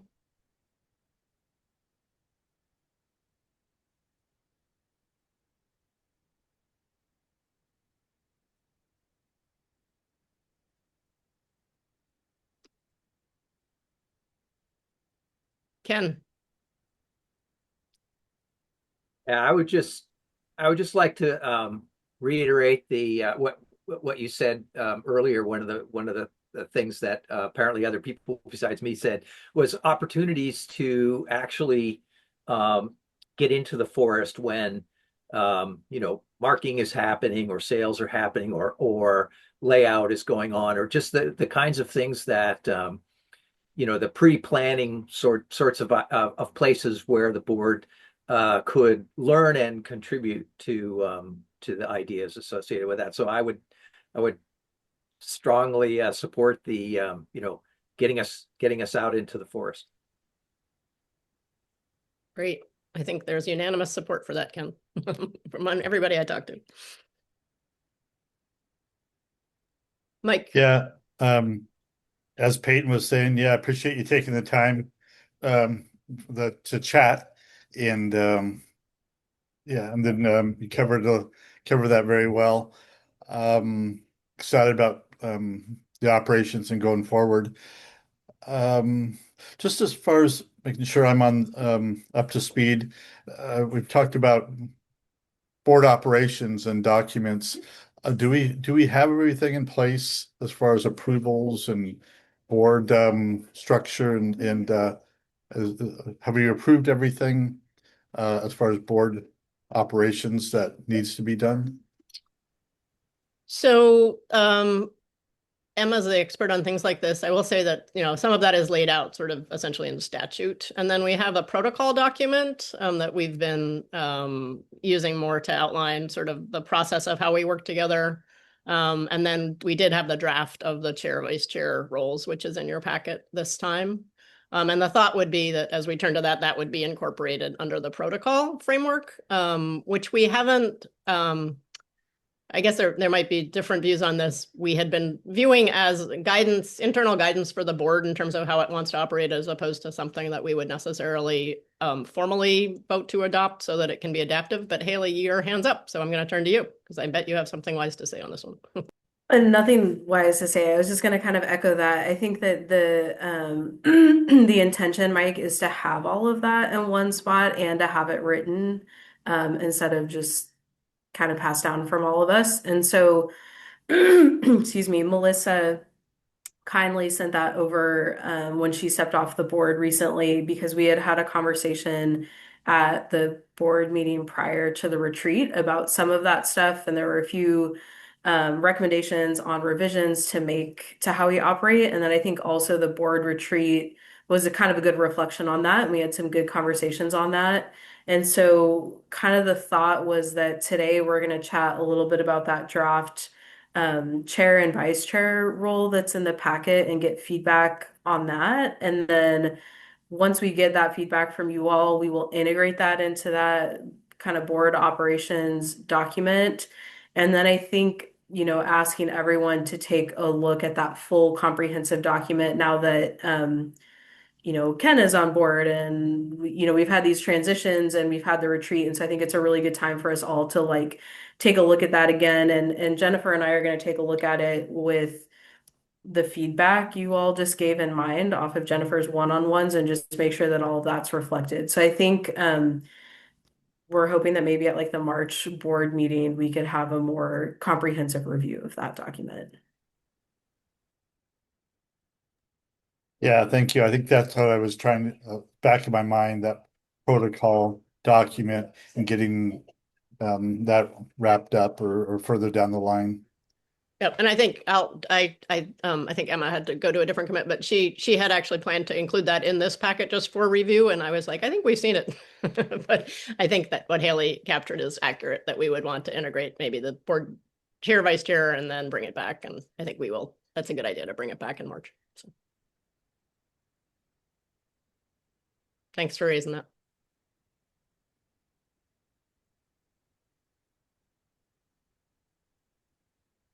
Any other questions on this part.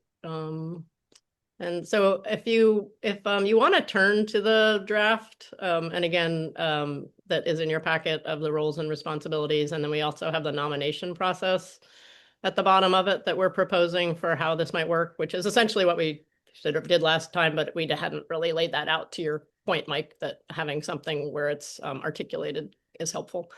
If you have wordsmithing edits, maybe just send them directly to me. But if you have, want to talk about sort of the substance of the roles, or if there are particular things that you don't see in there that you think should be in there, or things you see in there that you don't think should be in there, feel free to put that out there, because I think that's worthy of discussion, so that we're all, able to inform these roles so that they're best serving the board as a whole and the staff.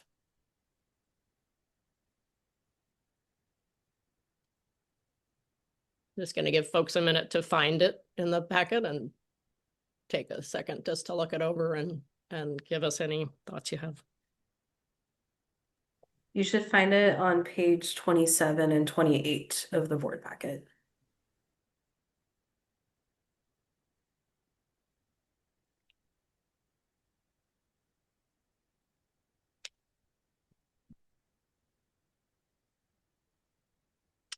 Mike. I think it's a good list of roles and responsibilities for the two, for the chair and vice chair.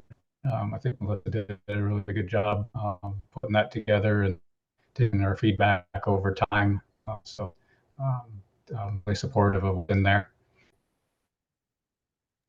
Thanks, Mike. Ken.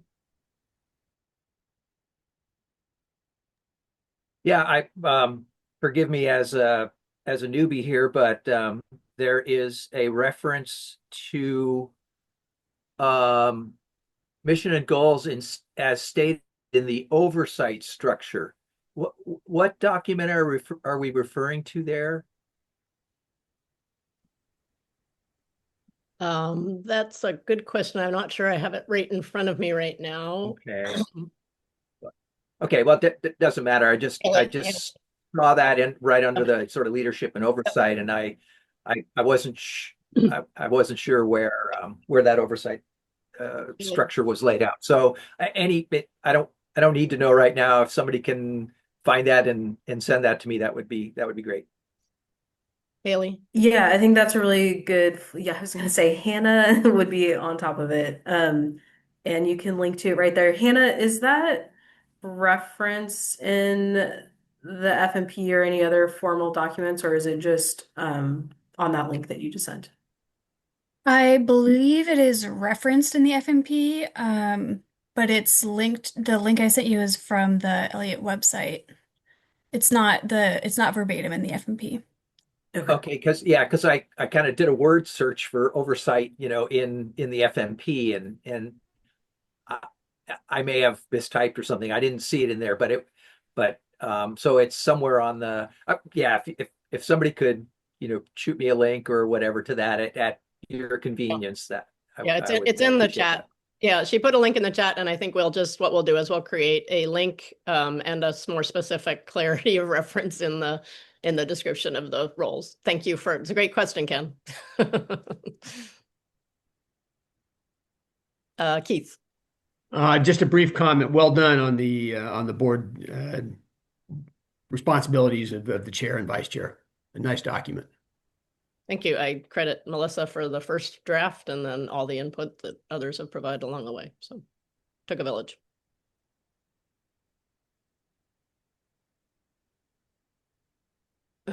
Just looking for Brett, I see your face. Does that mean you have something to say? Okay. Hi, Brett. All right. Anything else on that? Okay. If you do have any, I mean, this is helpful. Thank you, Ken, for that. That's important, right? To add that in so that people know exactly what we're talking about.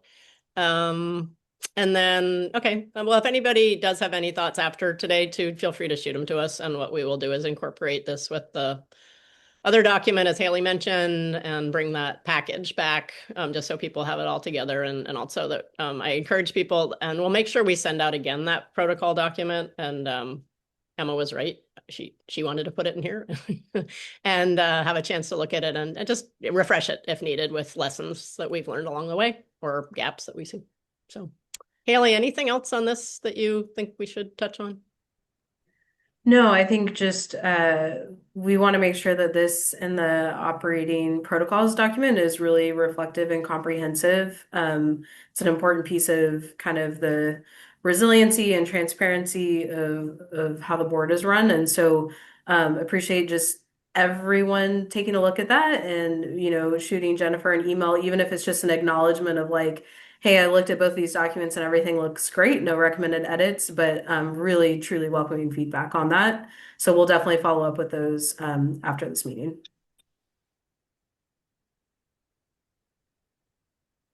Okay. Anything else on any front? Peter, I saw you do a here at some point along the way, but I just wanted to check and see if you had anything. Haven't heard from you today. That was a here to what Peyton said, thanking you for taking the time and doing such a good job with it. So that's all I hear. So okay, thanks. All right. Okay, then. I think we are on schedule to move forward to the biennial forest operations plan with Caitlin.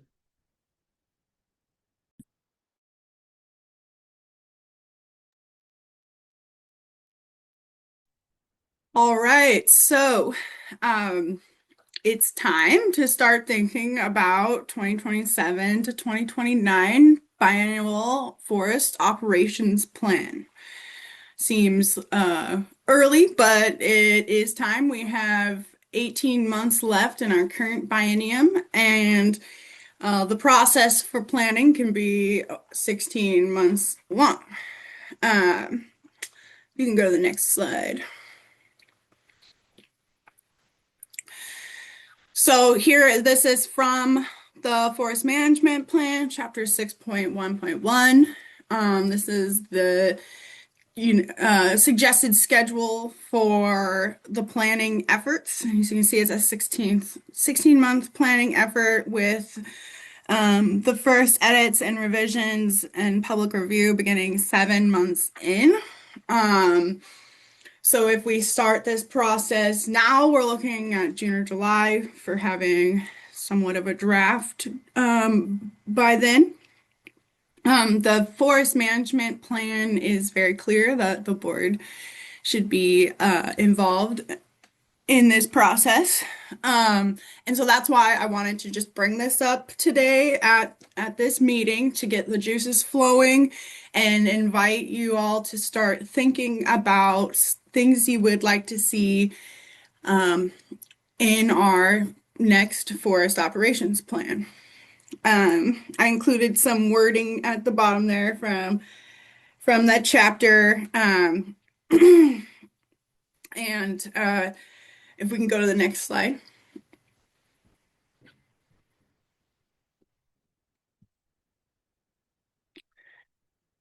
So I just wanted to point out that the forest operations planning is in coordination with research and other partners, as well as you, the board of directors, through the oversight structure. And so we'll be developing the forest operations plan. It has to be consistent with our forest management plan, as you know, and our habitat conservation plan. And these are just some of the headings from that chapter in our forest management plan on what kinds of things should be included in our forest operations plan. So setting in context, goals and objectives, our planned forest management operations and treatments, which will be, you know, the focus of my planning, recreation and public access, research activities. So, you know, these will be developed as we start to stand up the SAC and our research partner in our research model. Habitat conservation plan monitoring and compliance contracting, administration, facilities, infrastructure, and staffing, partnerships, outreach, and education, schedule of operations, budget, and dependencies. So You know, I just want you all to start thinking about what kinds of things you want to see. I'll be referencing, you know, good things for reference will be the last BOP. And also the after action review that is well documented. So I'll be looking at those things. We'll also be, you know, looking at other agencies' operations plans for ideas on how to structure this plan. You know, some of the other things to be thinking about might be the format. You know, this one was short and sweet and concise.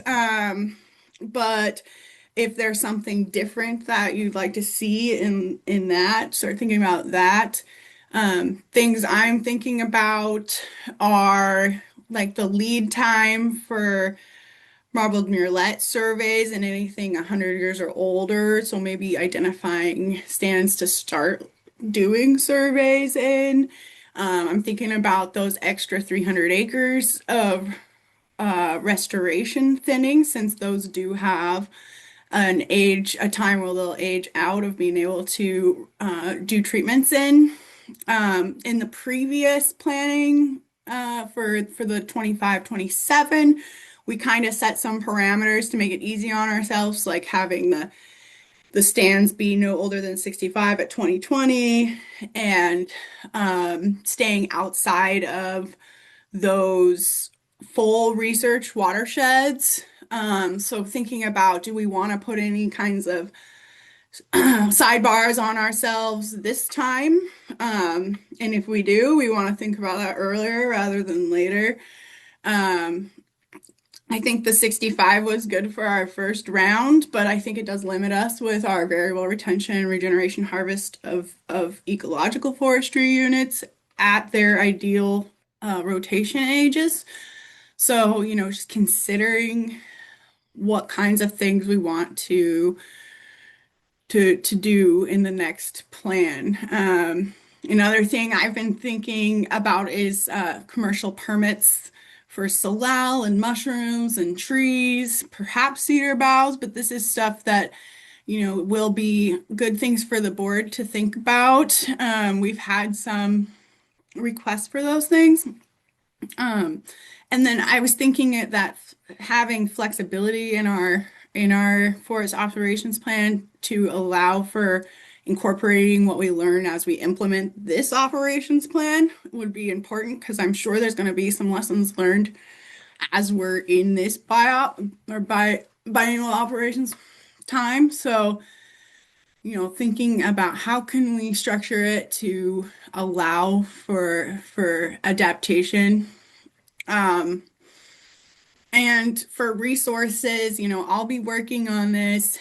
You all will be offering your opinions and thoughts. And then we have Eric Farm on board still to assist me with this planning process as well. And we have an OSU professor who's interested in helping us with a forest optimization plan with our stands. So, you know, just starting to think about these things. And can get the next slide.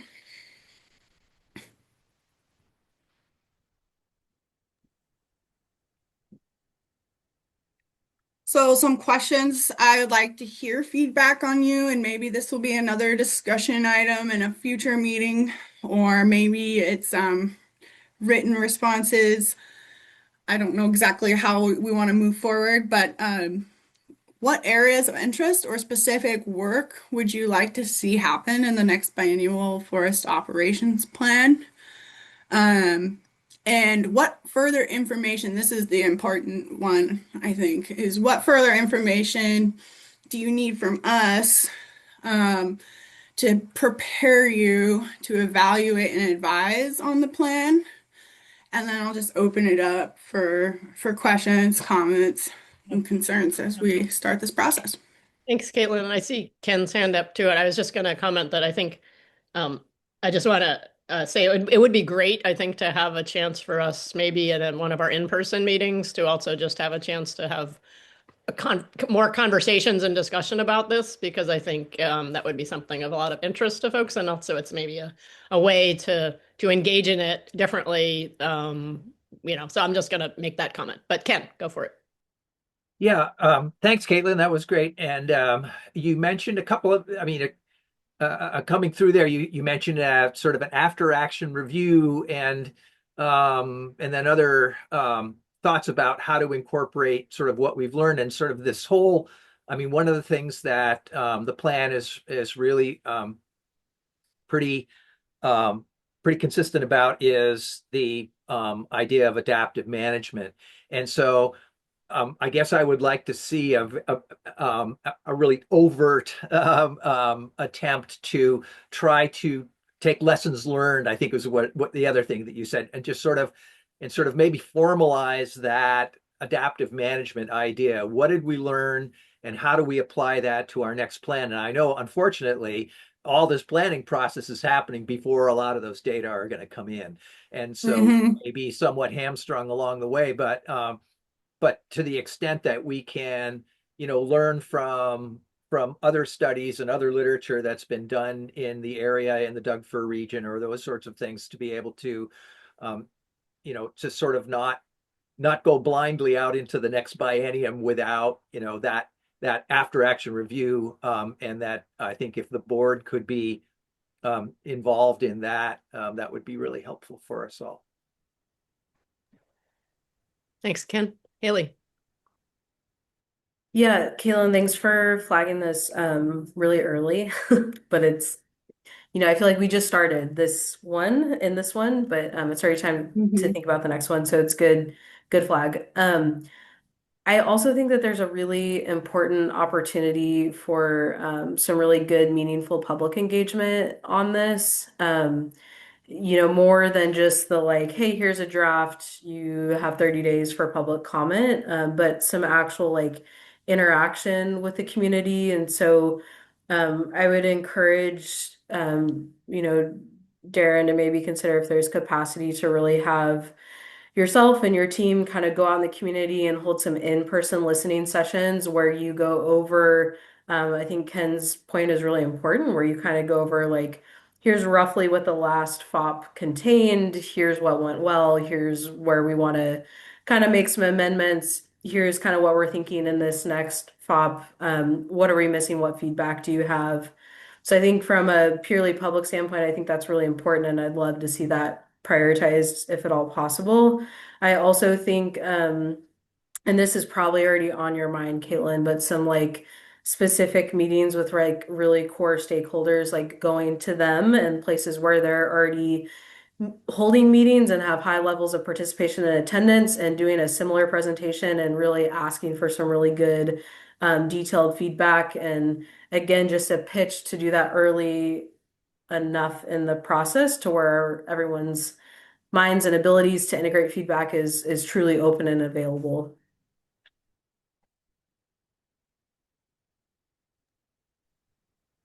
Thanks, Haley.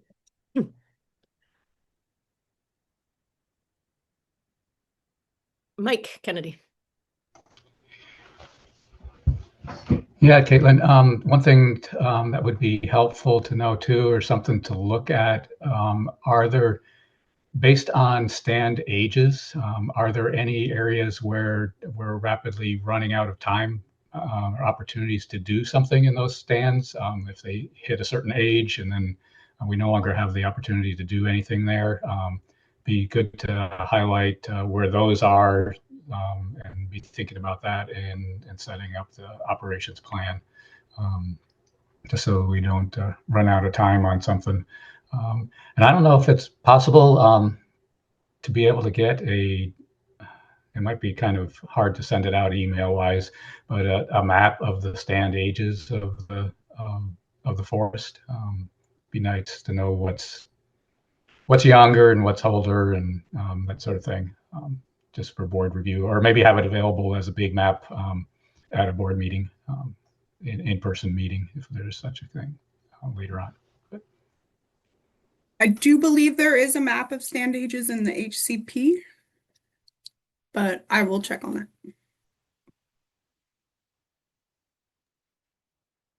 Thanks, Mike.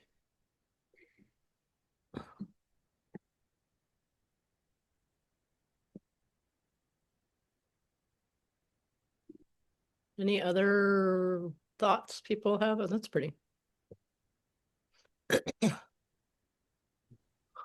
Jennifer, if it's okay, maybe I'll jump in. This is Darren again, the forest Yeah, please, manager. Aaron. So yeah, I just wanted to kind of follow up on Caitlin's comments and maybe a couple of things I heard from the board or going. So yeah, just to reemphasize that, of course, this was just the real early intro to this process, and because we, as you know, and we all kind of came into with our team, with my team here, coming into a process that was already an operations plan that had already been worked on, and we came in to basically caught it in the midstream to do the public facing and engage with the board and get it out the door. And so certainly welcoming this opportunity to now start one from the scratch, um, and take into account kind of some of the things we saw, things we heard from board members, particularly about um, the what I always like to call early and often engagement, where we definitely start this conversation way early. So that's what we're doing here is to at least say, hey, it's time that we're going to start talking about this. And I would see that we're going to have this as besides having other opportunities in between board meetings for communication and updates on this, but I could see this as a this will be a standing topic at every board meeting for some sort of communication, either more update or an opportunity for more discussion time or that. I see that going forward.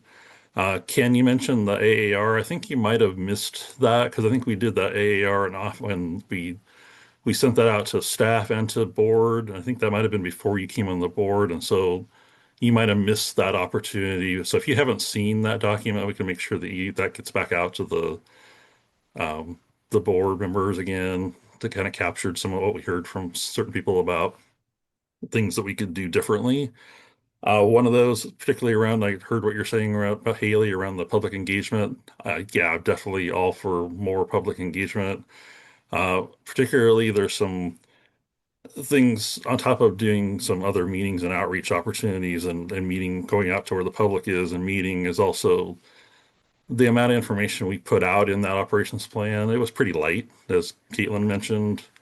Um, Having a little bit more detail and maps and some of that stuff that we can put out a little bit better and like put on our website and have out in that plan will also help to save some of the follow-up questions we received from commenters and from the public as we were going along because we were getting questions about things that they were used to seeing a little more detail. And so we've heard that and certainly looking at how we're going to incorporate that differently. Like we've looked at, as an example, how ODF does their plans. They provide some additional information details about, and I think our commenters, since they're used to seeing ODF projects as well, it's kind of nice to uh, try to match that to a certain extent so people get used to seeing what state, forest projects look like. Um, so yeah, so I just wanted to just touch on that um, in total support, we're looking at trying to do do some improvement on this and definitely since we're starting this an opportunity to start this all the way from scratch and starting it early. So you'll definitely be hearing more about it as we go.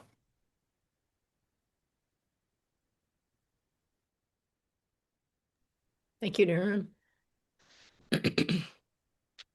Any other questions? Yeah, Mike? comment. Yeah, as we go forward, I've been trying to read the FMP and get more familiar about these areas. But as far as our road system, and we talked about the road density and maybe reducing some roads,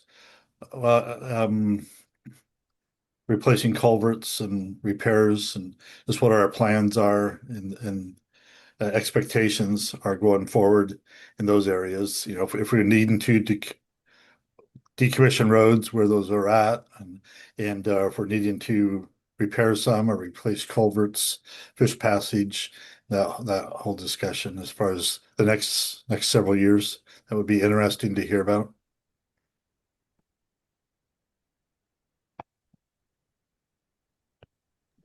Great. Thanks, Mike. Any? Amy? Yeah, I can address that. That will be part of the next forest operations plan. Our HCP lines that we have some time to get to that. We have some more urgent commitments in the HCP, but road assessments and water crossings are definitely a high priority. Just right now is a capacity of trying to meet the initial commitments, but I think that that's something we should talk about. There's a few higher priority locations that we could address in the next biennium. We can, if we want to talk about it a little bit further, I can have more specifics prepared for you. And again, just raising it as a point as we go forward. So yeah, within the next planning period. Yeah. Great. Thanks, Amy. Thank you, Mike.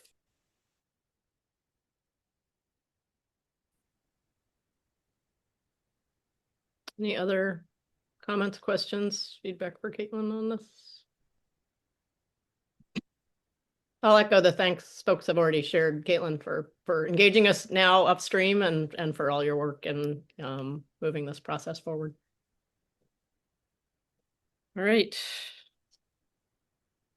I think then we can move on and to the next final set of activities here. And I will engage Hannah as a partner here. First I was gonna just mention, so one is sort of a recap of any recommendations we've made. And one comment that came up when I was chatting with folks too was, if is our value only when we make decisions, or in our case recommendations on specific things. And at least I think the perspective that I have, and I think that I've also heard from others, is that the perspectives and the comments and ideally our discussion around issues is of value whether or not there may be a specific action item on the table. And obviously we will be, doing our best to highlight and bring your attention to things where we will be asked to make recommendations upstream of those recommendations so that we can have that chance to discuss and provide input and feedback. So I just want to, again, encourage people to, and I think you have been, but openly and candidly share your perspectives and ask your good questions and things like that wholeheartedly, because that itself is a value in terms of just bringing useful thinking into the process as the staff on a daily basis are moving things forward with the forest. So I just wanted to kind of add that perspective there.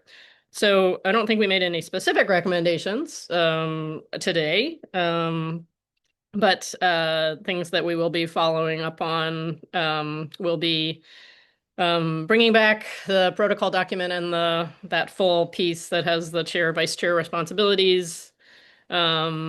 Are there other things, Hannah, that we would be following up on? And then we can talk a little bit about draft topics for next meeting, but are there other follow-ups today that you were to keep tracking on? Yeah, so this is what I caught. Staff to troubleshoot the Zoom phone number issues. Emma will follow up with Fergus about written public comment to kind of make up for that issue today. Board members are requested to submit any questions and feedback on Indigenous engagement to Emma Sloan and on research to Ryan. You mentioned the protocol document and the chair and vice chair roles.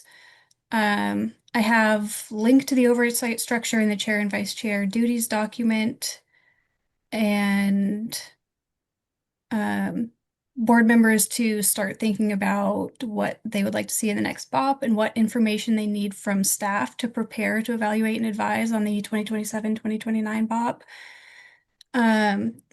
Caitlin to find and share a map of stand ages on the Elliott, and then to reshare the BOP after action review with board members, and that will also be staff. Awesome, Hannah. That's a great list. Is there anything else that folks had in their minds that we didn't capture there in terms of specific follow-ups that have come up today? Okay, well, fire them to us if they occur to you. So then the draft agenda topics for the next meeting, and Hannah, if you have that draft in front of you, we might lean on that. The things that I have just jotted down, but I don't have the document in front, was we will come back with some of the initial, or sort of the work planning process, an update on that, both for staff and board. And I believe carbon and also the financial plan were draft topics for next time, Hannah, but correct me if I'm wrong about that, and then add anything else that I'm not thinking of. That sounds right. I don't have it in front of me either. I think there was also something about the committees and roles of staff, board members, committee members. Right. So the interim SAC, I guess that would be another one, is to give any thoughts to Ryan on that and to bring back and the charter for the adaptive management committee too, to provide any that's under development now, and then the opportunity for the board to see that and provide some feedback on that. Haley. I think the other thing we identified was integrating all the feedback we received in the operating protocols document, and then maybe I'm a little lost of whether we formally approve that or not. It seems maybe appropriate that we approve it, and then every time we update it, we approve it. But I think we would come back to the board for kind of like finalizing those edits at the March meeting. Sounds good. Oh, and then one last thing I thought of is I think with that work plan that Jennifer talked, aligning kind of the staff work plan with the board work plan, and director level's desire to kind of line up as best as we can with the land board updates and communication, is also identifying kind of those in-person meetings and thinking about what kind of agenda items or discussions would be best suited to an in-person meeting, but trying to get those on the calendar now so that everyone can plan. So hopefully we can have a bigger update and conversation about that in March. That sounds right. Anything else on that front? So the next meeting is March 11th, I believe. Hopefully that's on folks' calendar. The thought at this point, and again, this is tentative, but it was to have in-person meetings in probably May and September. But Hannah and Emma and I will be working on that, and also thinking about topics and the ones that again particularly benefit from having us together in person, which is certainly it's nice to see you all on Zoom, but it's not quite the same as having a chance to meet in person. Anything else, Haley, or anyone that we want to? I might say also, Yeah, just sure. on this last topic, that if at an in-person, if an in-person meeting could be, say, at some point or another in Coos Bay, where we could then dovetail a trip into the forest with a face-to-face meeting or something like that, might be a good way to kind of get everybody together, to talk and then to kick some stumps. Yeah, the thought is to probably have in-person meetings at Shutter Creek. But again, we're still making sure that that's going to work well, but that would be the optimal thing for those reasons, Ken. Good. All right. Anything else before we adjourn this meeting today? I just want to thank you all for your engagement, for your willingness to chat with me, and then also to your engagement and your investment of your time and your wisdom and your perspectives for the Elliott. So if there's nothing else, I think that we can adjourn this meeting, and we'll be following up on those topics. And I hope everyone has a good and healthy rest of January and time before we meet again. All right. So I guess I'll adjourn the meeting. All right. Thanks, everybody. Take care. Thanks all. Haley.